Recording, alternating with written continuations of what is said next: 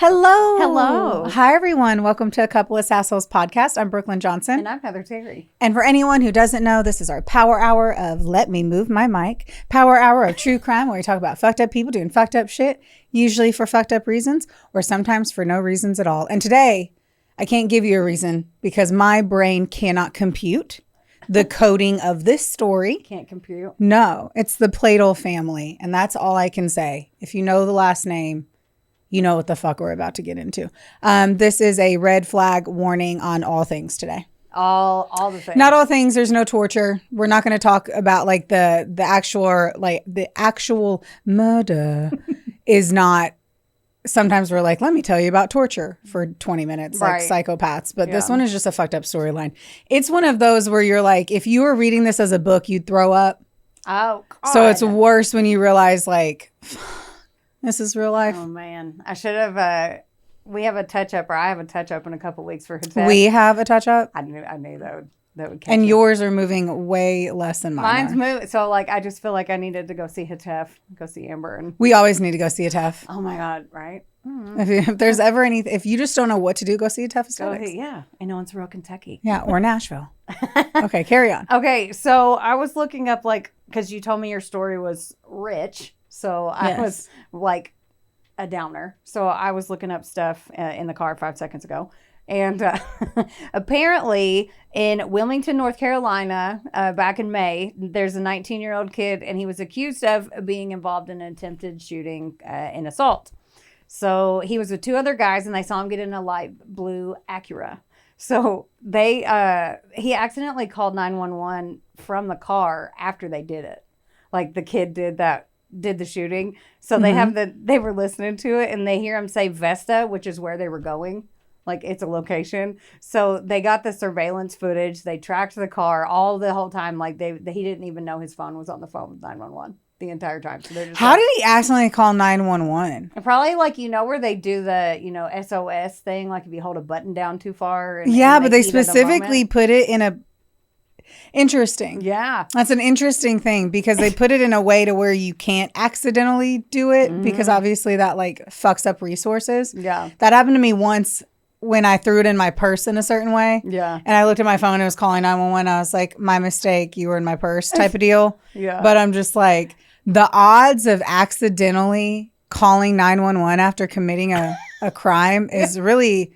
Like, talk about your guardian angel being like, and a fuck a you. Yeah, I know. And then because whenever people butt dial me and then it goes to my voicemail and it's like a 5-minute voicemail, I will listen to the entire thing. Oh my God. Yeah. I'm like, I want to hear what they're talking because I'm nosy. I admit it. That is an invasion of privacy. So they were holding their waistbands if they had guns on the surveillance. So then there's a thing called a shot spotter system. Which it detected gunfire in the area, which I've never even heard of that at all. And then the kid was wearing an ankle monitor. So they put everything together just because of that. Like they had his location, they saw where his car was, and they literally heard him say where they were going in the car. So. Interesting. That's interesting. I don't have a lot on that. It just sounds like someone's dumb. Oh, yeah. Yeah. Yeah. And it's like you said, of all the things that lined up, it's like you called 911 after you did that on yourself. So stupid. And why would you, once more, guys, if I've said it once, I've said it 1,000 times. Yeah. You don't commit crimes with your cell phone or your iWatch. I've said your AirPods, fucking your ankle monitor that you haven't. Any digital anything. I wouldn't even bring one of your high school calculators at this point. What are those T83s? I couldn't fucking tell you. Is that what they had no idea that we were just going to be able to be like, ChatGPT, what's 15% of $283? I don't fucking know. I used to have a teacher that was like, you're not always going to have your calculator. Every teacher said that. But I'm like, yeah, but they're solar powered. So like, he's like, what if your batteries die? I'm like, they used to be solar powered. What did they think you were going to do? Grab a pen and a paper and like calculate the math of how much that shirt was off at Kohl's? Apparently. Fuck off. Everyone can fuck off. I'm very much in a mood of fuck off. Absolutely fuck off. If I could ask someone to do something right now, it'd be literally to fuck all the way off. All the way? all the way off, including this dude. Tell me this fucking story that you've been warning me about for. It's one of those where you print it and you're I was like, this doesn't feel right, motherfucker. Did you do front back? Yes, I was like, that does not look like 13 pages. Well, Jess isn't here to bitch, so I'm okay. She'll send us just the middle finger emoji when she's editing. All right. Well, I took my gum out, so I guess that's all I can say. Okay, I'm going to hop into my story because we have lots to do today. Today's a busy day. My library card's about to expire. Still didn't make it to the library before this, and I go out of town today at 5. So it is, I can't see my watch. It is 1:15. If I don't get my library card renewed today, it will expire. And I have a tantalizing book on Libby that I cannot, it's The Housewife. You have to, I don't know who the fuck wrote it. The Housewife people. It is delicious. It is delicious. Okay. I'm ready. A&E, Wikipedia, CBS News, NBC, Connecticut, Oxygen. There was a video on Facebook, The News and Observer. And then a Netflix show where I said, remind me at the end, and I will tell you, but I can't yet. But I kind of feel like I already blew the load out of this. But anyway, I already forget what it's called. And I was just watching it. I literally had started it, and then I had to, do my day job. And then today when I was getting ready, I had my laptop in the bathroom, and I was like watching the rest of it. And it's just, if you do watch the show, I do suggest. I'll look it up. It's and we have to say it at the end though. Yeah. I will say that it takes some of the heat out if you watch the first half and then have to be forced to stop, because then you can come back into it and you can almost make it in your head like it's not what's really happening, because it's that. It's that. All right. Rugged? It's this. It's just. It's so bad.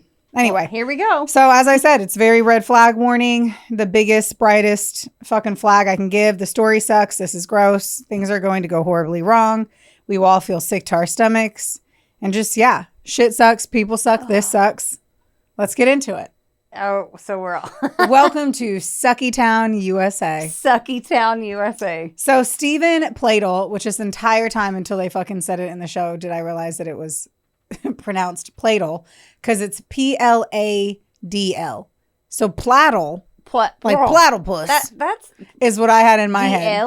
DL. That sounds like an app. Stupid last name for a stupid fuck. Anyway, Steven Pladl has always been a pervert loser with an eye for young girls. I'm starting strong, guys. Ugh. Born April 6, 1975 in Levittown, New York. High school peers described him as socially isolated, noting strange behaviors. Here's the fun thing that you can find on the internet, like wearing the same clothing daily, which may or may not have been a hockey jersey. The random things that you can find. He just always had one on? Like he wore the same one every day. Happy Gilmore, huh? Okay. That likely led to some bullying, as one would imagine. There isn't a ton about him growing up, which means there likely wasn't anything out of the ordinary. Certainly nothing happened that would make you think of what I'm like. Nothing led up per se to this, except for, something else. But anyway, we'll get to that. So, and I say, well, not until maybe 1995. So Alyssa Bailey was born in 1980 in San Antonio, Texas. When she was 15, she's doing what we were all doing at 15, hanging out on those chat rooms. Oh my God. ASL. Oh. Age, sex, location. That's what you used to say. ASL. Not American Sign Language. That's I'm like, you didn't know I'm certified? I would love to do that. But anyway, ASL, age, sex, location. That's what you asked everybody. Heard that. This is where she met now 20-year-old Steven Pladl. So let's insert some grooming into the conversation. Then this is what I'm saying. Like, he was gross. He's a gross fuck. He was 20 years old, fucking around 15-year-olds online. When there's no need. Now, once more, my husband is 4 years older than me. Yes, he's 4 years older. But you weren't 11 and he wasn't 15. Or or 10 and 14. Or even 20 and fucking 16. All right. Like, I understand age, and I almost said age ain't nothing but a number, but fuck you, R. Kelly. Oh. Anyway, God, everyone sucks. I know. We get, this guy. Everyone is shitty. Yeah, we understand. Yes. But yes, like in this particular environment, it's still gross. Yeah. Now, for anyone who doesn't really know what grooming is, grooming refers to a pattern of behavior in which an older person builds trust and emotional dependence with a minor in order to begin or maintain an inappropriate sexual or romantic relationship. In retrospect, I feel for Alyssa really hard on this. She makes a small decision at the age of 15, talk to this cutie on the internet, and the rest of her life falls into place, whether or not that's where she wanted the pieces to lie. And here's the thing. Steven actually comes to visit her in Texas from his home in New York. Oh. Which I feel like is so spicy. What did she tell her parents? That's like older. He's a senior. Right? Like what he said. I'm like, how does just anyone comes to visit? Like, I don't know, 95. What? Like, I didn't know that was real. Anyway, as the relationship deepens, or the fact that she actually gets pregnant with his child at just the age of 16, 17, depending on when the fuck that happened, she ends up moving in with him in New York. Okay. So she moves. I can't even imagine what the actual fuck her parents are thinking in all of this. I could not even unpack it. I know that they're losing their shit, obviously, and wanting to say absolutely not. Only young ignorance would make you think that you could handle a child without family when you yourself are just a baby too. A lot of sad feelings go to Alyssa here, though. Like it's a depressing fact. She will later report that her marriage was filled with constant intimidation, where Steven's explosive temper resulted in frequent destruction of household objects, and he never seemed to be in a mood that wasn't just utterly fucking foul. Ugh. He was a poop nugget. The instability of the household peaked following the birth of their child, Denise, on January 29th, 1998. So only 5 years essentially after they had met. I said 5 years, I meant 3. Alyssa detailed a harrowing environment for the infant, this poor little baby. Alyssa alleged that Steven physically abused the child by pinching her until she was black and blue. Like, that would actually stop her from crying. Like, that makes no fucking sense. Yeah. Oh, you're crying. This will make you feel better. Here's a bruise. What a fuck Let me hurt you more. What a fuck face. And in particularly chilling instances, he would stuff the infant inside of a cooler to the point of near suffocation. And we are referencing like an ice chest, people. Because the baby was being a baby and was crying. He would put her into a freezer. I hate this already. Now, Alyssa would witness this, and she would rescue the baby the moment that he would go away. She would be fighting him, arguing, screaming at him, yada, yada. I don't even understand how the fuck you could handle this. No. I can't wrap my head around it. But I will say, Alyssa, in this particular case, she realizes that she feels like her daughter, Denise, will never be safe. Yeah. In Steven's fucking reach, basically. And so she made the painful decision to place her daughter up for adoption when the child was only 8 months old. Man. Now, while the Pladls remain together and they end up having 2 additional children, Denise began a parallel life as Katie Rose Fusco, physically removed from her biological father's influence for nearly 2 decades. So Denise, she gets adopted by the Fuscos, lives a good life. What's her new name again? Sorry. Katie Fusco. Katie. So Denise is now Katie. I will now reference her as Katie throughout. Cool. Okay. Time to not victim blame here, but I'm going to address the elephant that has now entered the room. And that is obviously that Alyssa stays with Steven even after all of this abuse. And what we have to remember is that she is still so young, right? He was likely her first love, her first lover sexually. He was older than her in an age that would make you feel safe, secure. You're already a female versus the male mentality, feminine versus masculine. I believe that obviously in this particular case, she was groomed into being with him, only knew of her life with him. Yeah. And likely believed that he was a mentor in a way and was like guiding her. You know what I mean? Yeah. So I hate to state anything here, but obviously there had to have been some brainwashing from an abuser, let alone, as I mentioned, someone that's older than you. Yeah. And also the fear of being alone, like you go through all that with someone. So they kind of trauma bonded too. And then like thinking about her mentality, like she probably had no support system because he isolated her. She was at least she had emotional abuse. So like her mentality was probably like, it's either this or I have nowhere to go. Like we don't know. So I feel like honestly it could happen to anybody, but especially a 16-year-old that was groomed by a douchebag. Yes. Away from their parents. Yeah. Isolated as fuck. Yeah, 100%. Okay, I'm off my soapbox. Now I will say, like, having additional kids with him when you know that he was abusive in that way, yeah. that's pretty brutal. That sucks. But I want to say, like, at least, you know, Denise/Katie got away, right? Mm-hmm. The environment provided by the Fusco family serves as a vital contrast to the Pladl household. Katie's upbringing was defined by stability and community integration. She was thriving in this home and was doing really well. I have a mosquito bite. I gotta get it. Oh my gosh. Did you get it? You have so many. So many. It look like there's like 25 on my legs, and then I have them all over my arms, and I'm just a itchy. There's 2 right here that kind of look like a vamp. They make me want to watch True Blood again. And I have no idea where that even came from. Like, when did those arrive? I have no idea. I don't know. So Anthony Charles, which is Tony Fusco, who was a retired corrections officer from the Federal Correctional Institute in Danbury, and his wife Kelly raised Katie in Dover, New York. Tony was regarded by his community as a super guy and a devoted neighbor. Katie, known affectionately as Pac-Man, for her healthy appetite. And she was also a vegetarian and a gifted artist. At Dover High School, she was recognized for her comic strips and planned to pursue digital advertising at Dutchess Community College. Oh, cool. I have to highlight, and I'll insert photo here. And I'll have to pull up these photos in 2 seconds. But she was thin, which makes it seem like it's more okay to be called Pac-Man, because as a girl who fought her weight her whole life, I would have fucking cut a bitch. I'm going to fight that one till I die. You said that, and I was like... I put that in here because Heather was so going to say something about that. I knew that you would. I was thinking it. I was going to keep my mouth shut, then afterwards be like, what she look like? She was thin. Okay. She wrote in her own personal blog, quote, "A pen and something to draw on became a safe place for me. Ink became my weapon against rules and regulations. To be short, for me, a life without art is no life at all." Oh, wow. I know. I had a little hair on my lip. Stuck in my... you guys. She's like... Doing the fucking best I can. I'm giving you a beautiful quote, and I'm over here, like, picking a piece of hair out of my lip. I wasn't going to say anything, but I'm like... It is what it is. It used to be a lot easier when you didn't have cameras. Yeah. Life used to be...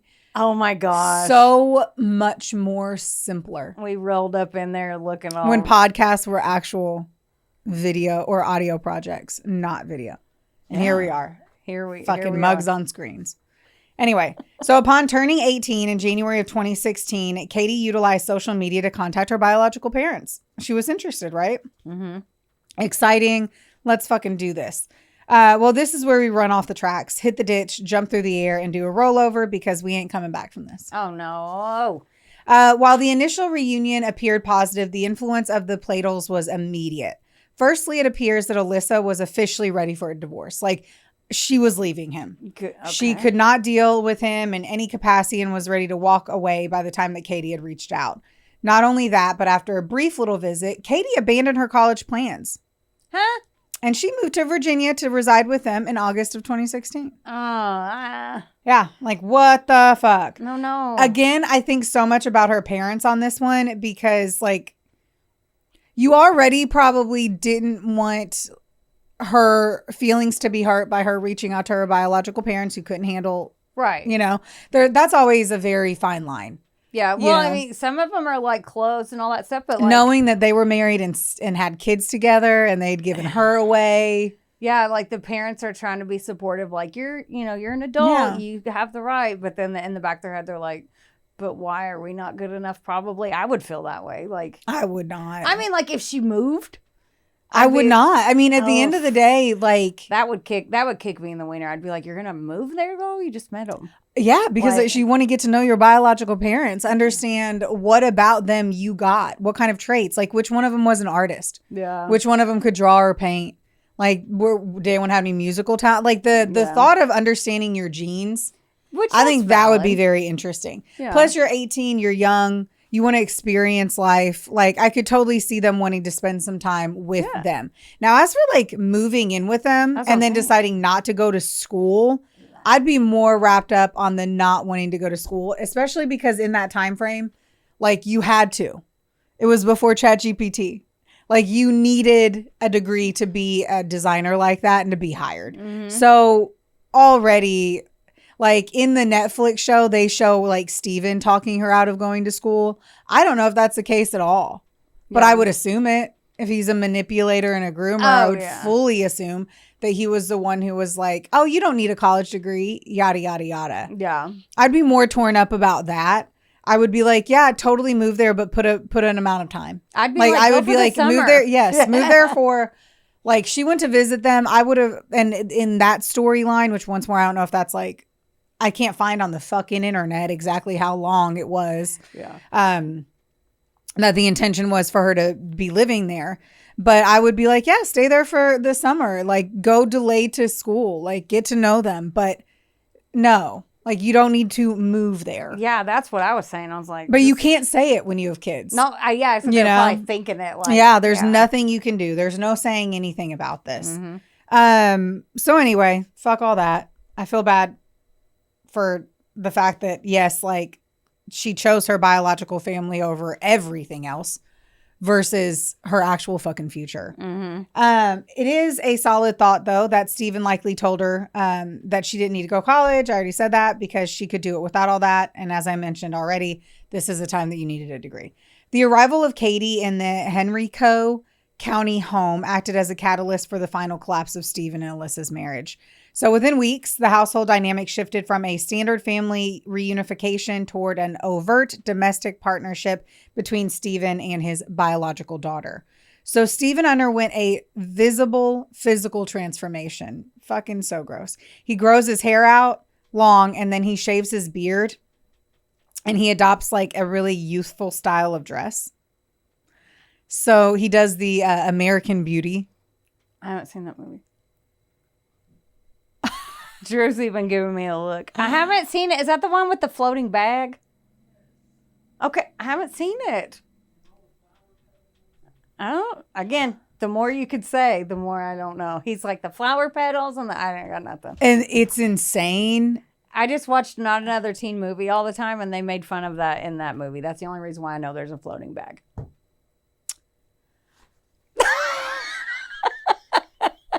She's not mad. She's disappointed. Yes. Yes. Can you please watch that this weekend? Yes, I'll put it on my homework. I will fucking text Will. Anyway, so I feel gross. This is where this is the start of let's all feel dirty together. No. Clean it up. Alyssa's unease reached a breaking point when she discovered Steven sleeping on the floor of Katie's bedroom only 6 weeks after her arrival. Like a fucking dog? What is he, her dog? On the floor? Get out of her room. When confronted, Steven deflected the accusation, stating his actions were none of her business. Oh, it's none of my business. I was sleeping on the floor like a coonhound. What are you talking about? That's like so a coonhound. That was really country. The absolute. I wish a motherfucker would. Like, ew. Okay. I don't like where this is going already. Let's do a quick little timeline to the domestic deterioration, okay? Okay. So August 2026, Katie moves into the Pladl home in Henrico County, Virginia. Okay. September, next month, Steven begins physical rejuvenation, if you will. Alyssa finds him sleeping on Katie's floor.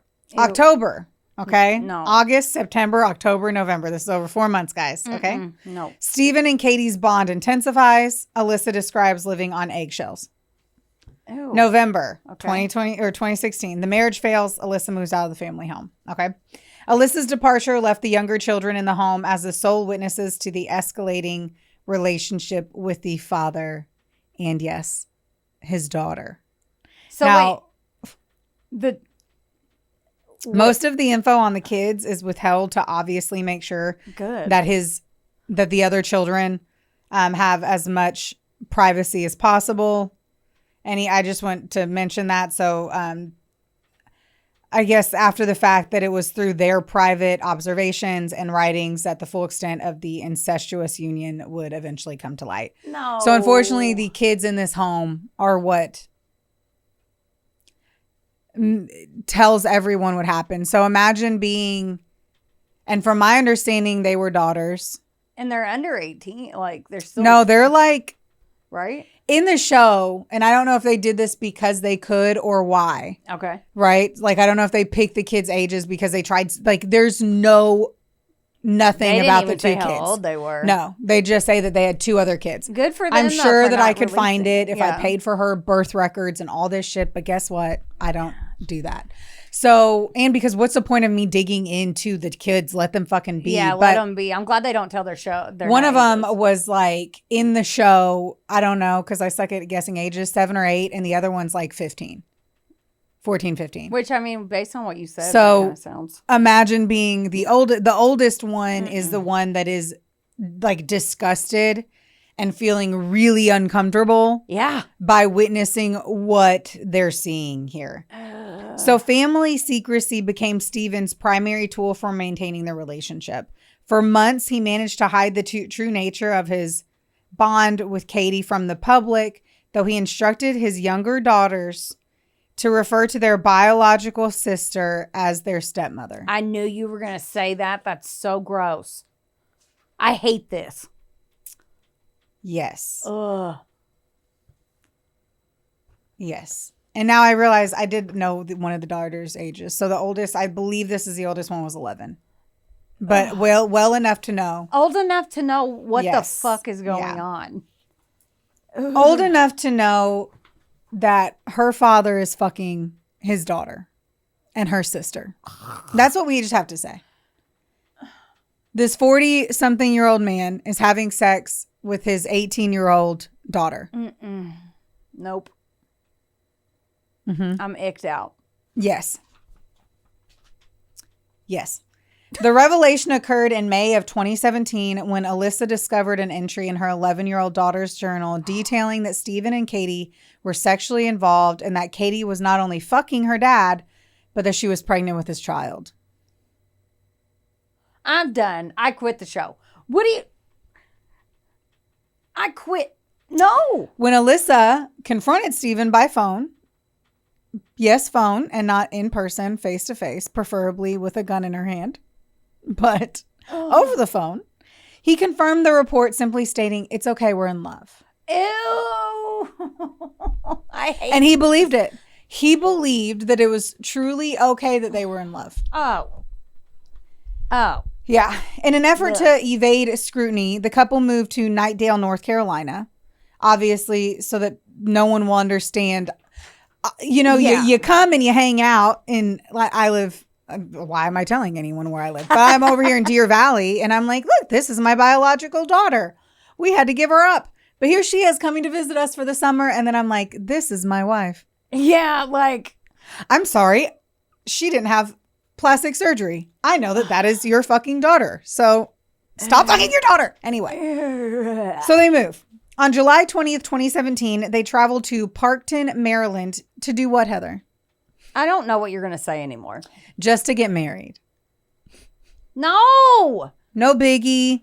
Yes, biggie. Father-daughter marriages are common. It's normal. Everything's fine and safe and okay. Ew. What, oh, my God. Would their dance at their wedding be called the daddy-daughter dance? Oh.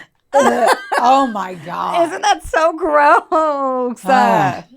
Obviously, they're signing false statements on the marriage license. Oh, yeah. So they show in the Netflix movie, because I'm going to have to, I'm eventually going to get to another part that I struggle with really hard on here. But they had, like, she tells her parents. I was wondering about that. And they're like, you understand it's illegal. And she's like, yeah, well, we're just not going to disclose our relationship. And we're going to use we have different last names. So it'll be fine. No, I have a mosquito bite.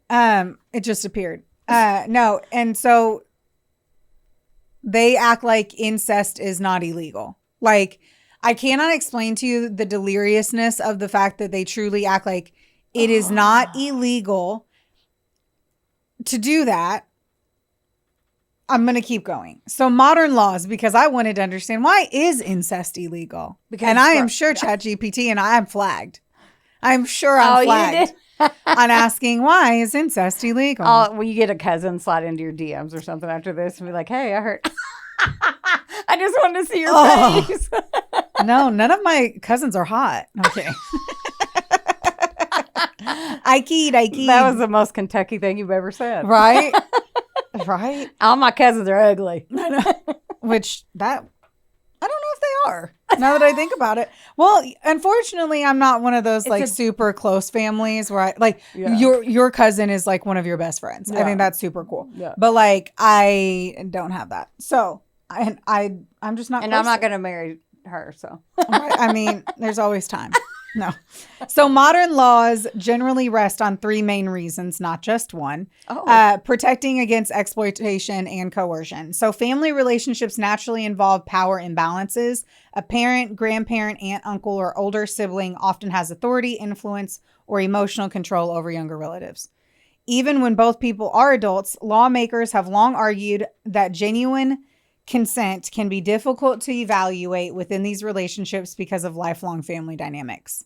Number 2, protecting children from abuse. Today, many legal scholars view incest laws primarily as a way to deter and prosecute intrafamiliar sexual abuse.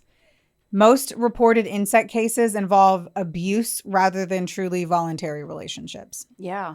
Number 3, some may argue, please don't take this the wrong way, that this might be the most important part. Children, it's reducing genetic risk.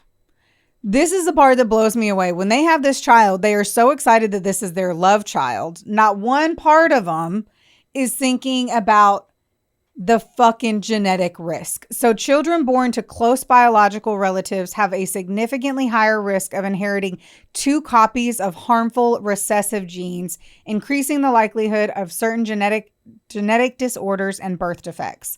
This has historically been one of the reasons societies discourage close relative reproduction, although it is not the only reason behind modern laws. Yeah, that's like when people talk about the blue people, all the legends you hear about the blue people. It's because they're so incestuous and they have been for so many years, and that their skin appears blue, like because their veins are so close, like because it's happened for so many years. I don't know. Don't quote me on this. I don't know if it is. So that is not correct. So I read a book that was, yeah.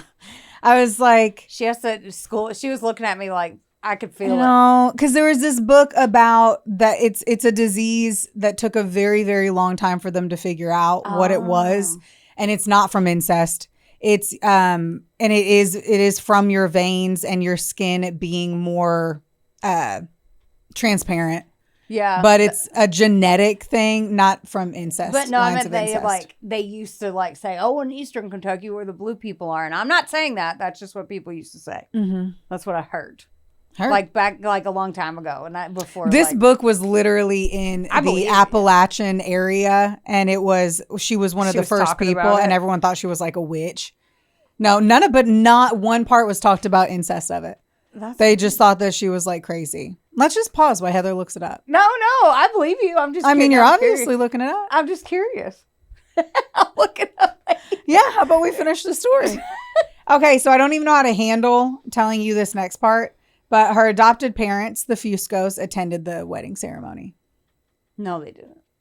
Yes, they did. They watched their adopted daughter marry her biological father while she was pregnant with this kid. And they didn't say anything? Obviously, they said something. But I want to be really irate, and I want to be mad at them, and honestly, I fucking am. They later explained that it was done in a desperate effort to maintain contact and prevent Katie's total isolation under Steven's control. So it was like rock hard place. If we don't, do not, she's gonna cut us off. Yes, that's 100%. God, I'm so glad I'm not a parent. Oh my God! Like, could you imagine? Like, and you have stepkids. Like, just having to sit there and bite your tongue for something this severe, just so they don't cut you out of their life forever. Well, the fact that they did not find out about the sexual relationship until she was pregnant, she couldn't hide anymore. Is what is like the killer. Do you know what I mean? Yeah. Because if it was in a different scenario, I would drive to their home. I would pull her out of the house by her hair, and Travis would have the gun drawn on him. I mean, I would assume you could call the police. I don't know. I'm just thinking like calling the police and being like, I need to do a welfare check. Yeah, but how would you be able to tell, babe? Yeah. Tell me how you can tell that people are having sex unless the cops show up while they're having sex. Sister. I'd be like, hey, look over there. Ask the kid. I don't know. I don't know. I'm grossed out. Yeah. Yeah. Ugh. Well, I don't know. Guess what else well, here's the thing that kills me though. They could have like called the cops. Like why they didn't call the cops? Yeah. And I'm sure they didn't because their daughter was going to get arrested because she was doing it too. Right. So it's killing me. Wonderboy Media is not only the proud producer of this glorious magic imploring your ear holes right now, but they're also a big deal. Get in touch with them today to make all of your dreams a freaking reality. From using their bangin' ass podcast studio, where we are right now, to creating amazing videos and editing our content like the mystical mavericks they are. Your podcast can go further when you have a Wonder Boy. Hit up Drew today at wboymedia.com. Or text him day or night at 270. Just kidding.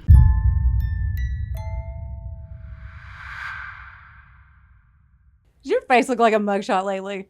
Then it is officially time for you to visit Hetef Aesthetics in Owensboro, Kentucky or Nashville, Tennessee. That's right. Go see our girl Amber Teasley and her team because they'll have your face and your skin look like a damn filter. And their staff is absolutely amazing. It's like a mini Botox party, which personally is my favorite. You leave looking fresher and you don't have a hangover. Another good thing is that if you go in there and you tell them that a couple of Sassholes sent you, you get 15% off of everything. That's unbelievable. So if you have been considering getting that glow up and making that ex jealous, it's time. Okay, I paused and then I had Heather just look up the blue people thing because the way my brain works, I couldn't stop.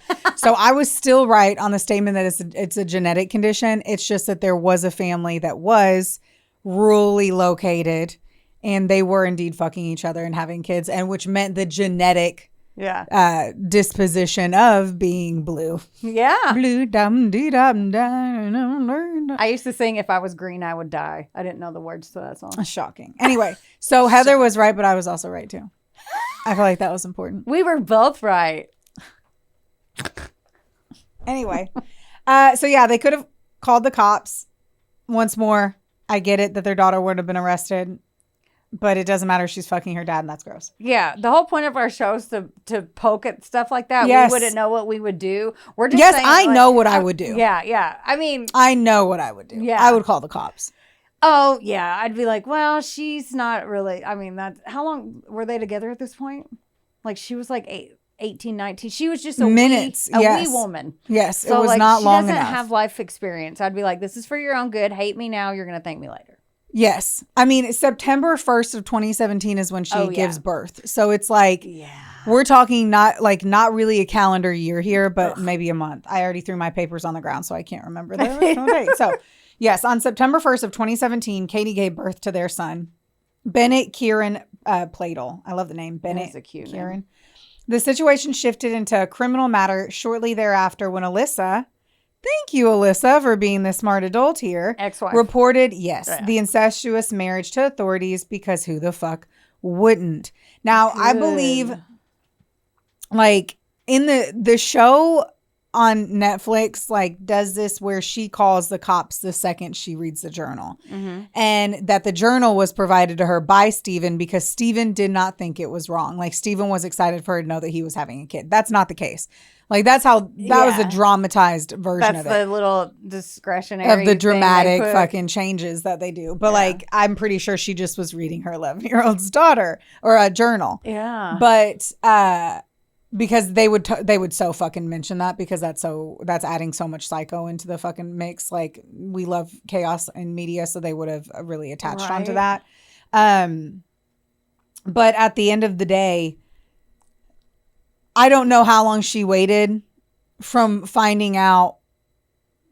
Like, she obviously knew that she was pregnant through the journal entry. Mm-hmm. And, that's what it was. Now I remember. The process took time. Yeah. So even if she found out about the journal and called the cops then, it would have taken them a while to be able to arrest them for the incest. That's a pretty off the wall accusation to make. That's not, they don't get that every day. No. So they're probably like, let's get all of our ducks in a row because double jeopardy. So, yeah. So I get that. But I just can't imagine her, after being abused that long, reading her 11-year-old daughter's journal that's still in that environment and having that weight on you after she escaped. I don't know. It's just, there's a lot of people that got fucked in this story. Yeah. And like Alyssa, I don't know, but I would assume because Steven was so manipulative that like he likely told Katie that they gave her up for adoption because Alyssa wouldn't stop partying and she didn't want a kid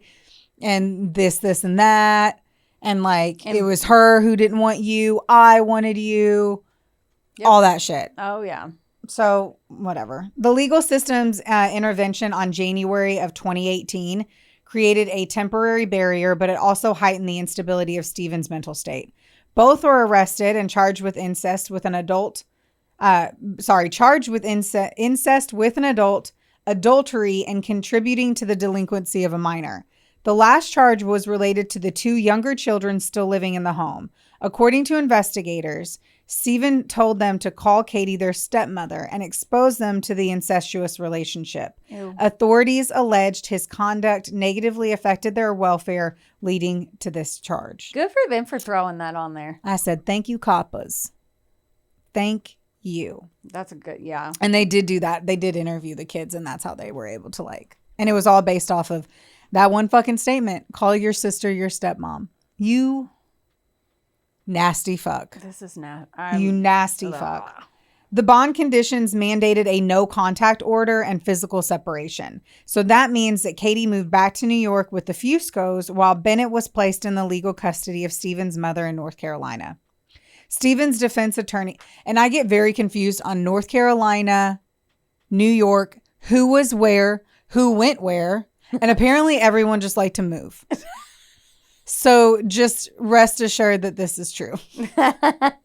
So, because I think I get confused with the Fusco's family being in New York and Alyssa's family being in Texas. There's a lot of moving parts. I get confused. Yeah. It's an easy thing to do when you're not that bright. Oh, you're a shining star. The only thing is this story is so disturbing that, like, that's just a drop in the bucket compared to everything else. So many buckets. So many buckets. Steven's defense attorney, Rick Friedman II, who I fucking hate. I hate him already. I fucking hate this dude. Publicly maintained, I hate this dude, that the relationship was consensual and noted no indicators of impending violence. In a detail that highlights the lack of visible warning signs, Friedman noted he had breakfast with Steven and found him to be head over heels in love. He basically I fucking hate him so much. Ugh. Rick, you're a piece of shit. He basically argued that because she didn't grow up in that house with him, acting as a father figure to her, that their love was okay. No. Sounds to me like Rick Friedman II is a big old fucking pervert as well. You fucking nasty piece of shit.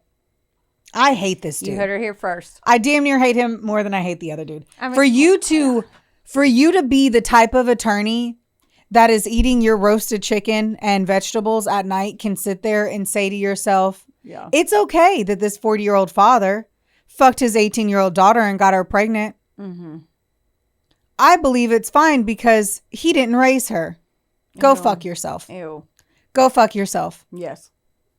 Fuck you. Fuck you, Rick. However, the internal logic of the relationship collapsed when Katie utilized her autonomy while away from Steven. In early April of 2018, Katie ended the relationship during a telephone call. Good. This act of independence served as the final trigger for everything that followed. Oh, no. So real quick, though, let's talk about why she may have ended the relationship, okay? No one really knows, but she finally got distance from him. They were now in hot water, right? They were exposed. Yeah. This is on the news. Oh, like, how would it not be? How would it not be? Yeah. And they had fucking felony charges against him. God. You're not allowed to marry your dad. I know. You're not allowed to marry your dad. I just think about like going to apply for a job and they do a background check and they see that. Oh, your name is being changed. You've already had 2 names in your life. I'm about to have a 3rd fucking name. I'd have to reach out to our Australian listeners and go over there and move with them. But I would never do that because it's nasty. I can't. Right. I can't. Yes, there's no getting away from this. No. Now, they have felony charges. Why once more no one's saying their child probably has mental health issues or some kind of genetic disposition? Because, father and daughter. Ugh. Yes.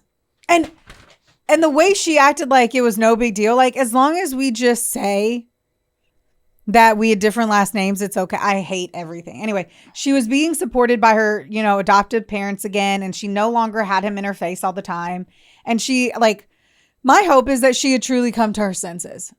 Like she had put it together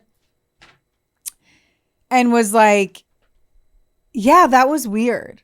Yeah. I married him and got pregnant. Mm-hmm. And or if we just unpack the fact that he was so fucking old compared to her. Can I look? Yeah, look them all up. I want to see. Look I just everybody want to see in what the he looks like. Unfortunately, can I also just highlight? I can't. There's a photo of both of them together. Insert here. The photo of them together. They look alike as fuck. How do you spell the last name? It's Pladl. Wait 2 seconds. Because I'm about to tell you the rest. And the second you do that, it's all up. Okay. They look so fucking similar. Like if she took after one of her parents, it was her dad. Okay. So it's even extra gross. And in the movie, they're like, put your hand up. And he's like, your hand looks like my hand. Ew. And that made me feel icky. And he's like, sometimes when I look at you, I feel like I'm looking at myself. And I'm like, because it's your fucking daughter, you nasty. Ew. So are you that obsessed with yourself? The dude who plays him, though, was hot. Yeah. And really, really fit. So I was like, as long as you can watch the movie and in your mind be like, they are not related at all. And even then it's gross because she's so young and the person who's playing her looks so young. And you're just like, what? I can't. If you just did the age, 18 and 40 something, you'd be like, anyway. Okay. So right as Katie's figuring things out, right? Steven had officially lost his mind, and he did so with precision, okay? So over the course of 2 days, he demonstrated logical precision and premeditation. Steven used routine and deception to execute his targets across North Carolina, Connecticut, and New York. In North Carolina, on the evening of April 11th, 2018, Steven picked up his 7-month-old Bennett from his mother's care under the guise of a Skype call with Katie. Originally was like, I'm going to Skype Katie. Everything's fine. He then murdered his son in his Nightdale home by squeezing his little torso until he died of asphyxiation. Oh my God. You want me to cry on camera? He was later found by police in a bathroom closet wearing his elephant onesie. Yep. He squeezed his little baby to death. Oh my God. Keep going before I start bawling. He wasn't done, though. He decided then to drive north toward the New York, Connecticut border. And Steven maintained contact with his mother this entire time, kind of providing a chilling real-time log of his movements. His poor mom. Pull up the soundtrack of her phone call to 911. It's so horrible. On the morning of April 12th, Steven reached the intersection of Route 7 and Route 55 in Milford, Connecticut. Knowing that Katie and Tony is her adopted dad, that their routine involved visiting a grandmother in Waterbury, he waited in his Honda Odyssey. As their pickup truck stopped at the intersection, Steven pulled alongside in his light blue minivan with North Carolina plates and opened fire with an AR-15 rifle, killing both his daughter, Katie, and her adoptive father, Tony. Here's the timeline of the final calls. April 11th at midnight, Steven called his mother, claims he's taking Bennett to see Katie in New York. He had already killed Bennett. April 12th at 7 a.m., he calls his mother again and reports that they're almost in New York. Same day at 8:45 a.m., so an hour 45 minutes later, he confesses to killing Katie and Tony. He states he left a key under the mat in North Carolina to enter his home. At 9 a.m., which is 15 minutes later, his mother calls 911. At that point, authorities are alerted, and supposedly Steven said that Bennett was dead inside his house, which is why he had left the key. Following the ambush, Steven drove his minivan into Dover, New York, which is about 18 miles from the shooting where he committed suicide via a self-inflicted gunshot wound. The perpetrator's death brought an immediate end to the criminal proceedings, leaving the survivors with a permanent lack of legal closure. The investigation confirmed that Bennett Kieran Pladl died by asphyxiation/smothering, while Katie and Tony died from multiple gunshot wounds to the head and torso. Jeez. In this story, we lost a 20-year-old mother, sister, and daughter. I will not say wife, who was an aspiring artist and ready to create a new life for herself, named Katie Rose Fusco. We lost Anthony Charles Fusco, who was 56 years old, a retired corrections officer and a devoted father, killed while accompanying his daughter in the car. That was all he was killed for, was because he was in the car. Oh, my God. A 7-month-old baby named Bennett Kieran Pladl, the son of the incestuous union, murdered by his father in his own home. Who we also leave is Alyssa Pladl and Kelly Fusco, with lives that can never be not scarred and ruined by this case. Kelly is Tony's wife, of course. Alyssa has since spoken out to raise awareness regarding the warning signs of domestic abuse.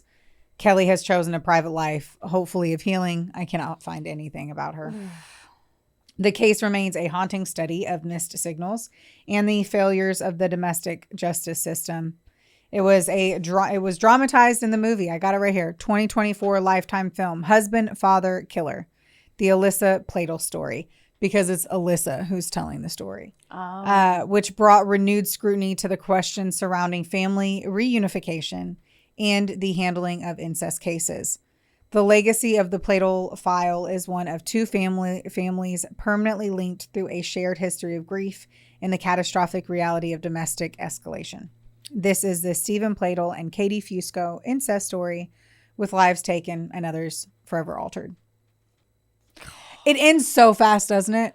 It's almost like it's 24 hours of violence, almost like. And the only reason it took 24 hours was because of the drive time.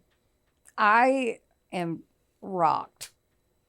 And the way they show it. So number one, there's a no contact, right? So you're arrested. They're like, you guys really got to stop fucking. This is gross. And they're like, what? And so she gets out of jail. He gets out like soon after, and she calls and she reportedly like, we don't need to do this. It's done. And then what? He just like, he snaps right then. God. Like, there's no... Well, he's in love. There's no, let's talk about it. Or like, that's what I think like blows me away, is that he didn't think that he could manipulate her back in. Yeah, like she had always said it took 2 seconds. Yeah. Like did you, like, you didn't try to make it work or give her some time or... Yeah. I don't know. Stop being her fucking biological father. I don't know. Yeah. Ugh. Like, it was just handled so quickly. Yeah. And he's always been in charge of the women in his life. So the second that someone took his toy away, also known as his daughter wife, that like, he's like, well, no one does that to me. I'm in charge of everything. Right. So, and like, it's intriguing in the movie too, because they show Alyssa like fighting with him, like to get the baby out of the freezer and all of this shit. And then in the movie, they're showing now Katie fighting him to be able to comfort her son, who was crying because he said babies shouldn't be such pussies and they need to be stronger. Oh my God. And they should have to comfort themselves. They're babies. Exactly. They're amused by their feet. Like, yes. They stick everything in their mouth. Like, I don't... Like, no. They're babies. They're meant to be coddled. Like, that is... I need to be coddled right now after that. You warned me. I almost cried. No bullshit. I mean... That's why I stopped talking, because you were like... It's sad. Don't cry on the show. No, you didn't say that, but you were trying to warn me, like, it's emotional. I was literally like, this one sucks. You were like, it's emotional. And now I get it, because now I literally am like... rocked. To be just, like... taken advantage of so aggressively, because everything that it should, like, he did this, right? Like, he was a pervert, no matter how you flip it and rearrange it, right?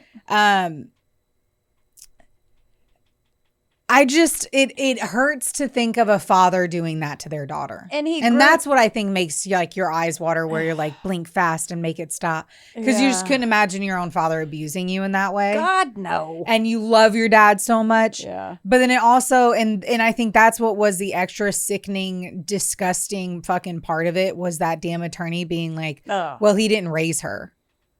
So she never saw him as a dad. And I'm like, go fuck yourself with a dirty cucumber wrapped in fucking sandpaper, because that's bullshit. We're being serious. When she met her father and she met her parents, she met them as parents. Yeah. These two had sex and produced me. Yeah.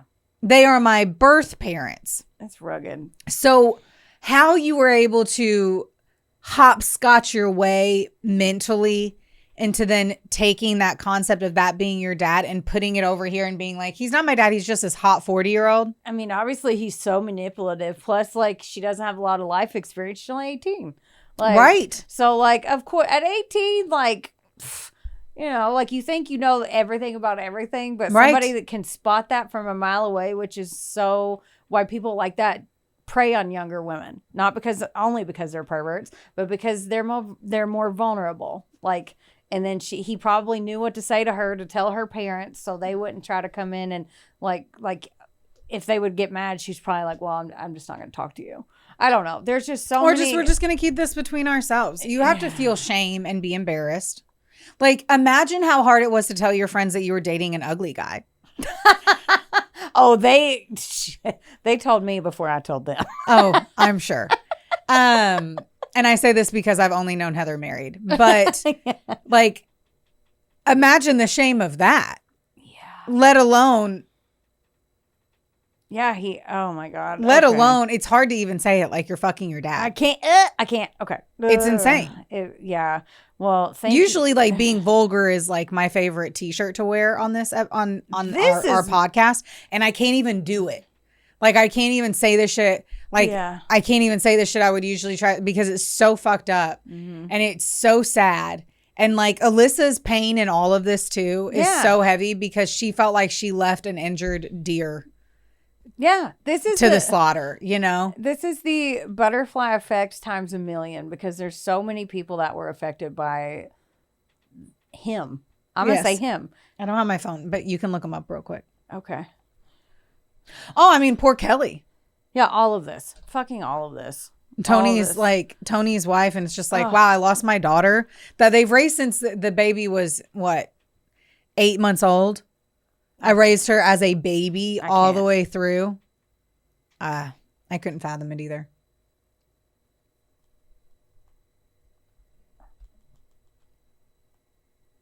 Yeah? Are you coding the website?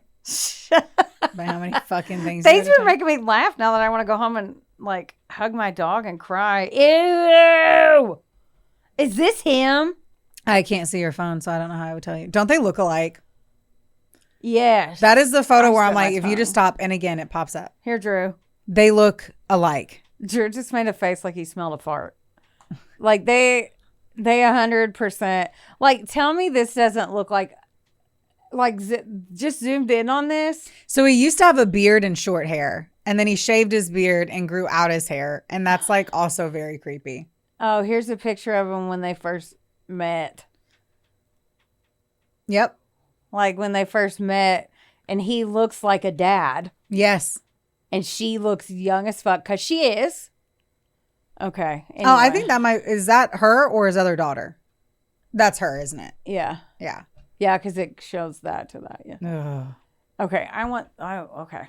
What segue? What are we even going to do? I think we just I think we tell everybody to get tickets to our live show.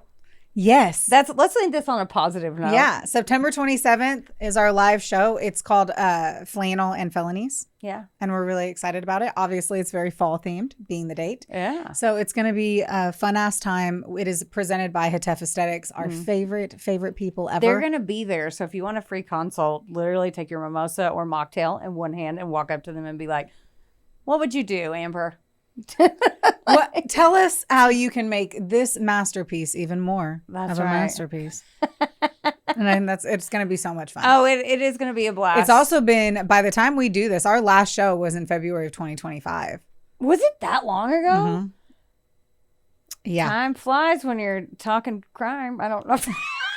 We'll leave it there. I want to go. I want to go eject. Like, rate, review, subscribe. Hey, subscribe because subscribe on Spotify. Sorry to cut you off. Yeah, you did hard, and I love it. I did because Spotify said that if you subscribe, it'll help way more than anything right now. I don't know. The cloud said so. That's what Spotify said. Shit right now. They're like, you just subscribe. People subscribe. Yeah, so just hit the follow button by it doesn't cost anything, and we're not going to bug you. I mean, we're going to say at the end of every episode, don't forget, don't get mad. Get sassy. We love you. Bye. This episode was sponsored, edited, and produced by Wonderboy Media. Get the deets at WBOYmedia.com to see how you can make your podcast dreams a reality. Help us out and be sure to rate, review, and subscribe wherever you listen to our audio project. Don't forget, follow us on Facebook, Instagram, and TikTok at, of course, a couple of Sassholes. Want more sass? Become a member of our Patreon for bonus content, merch, and more. Plus, we're on Cameo now, so there's even more ways to get the sass you need just how you like it. As always, don't get mad. Get sassy. Theodore, can I pet that dog?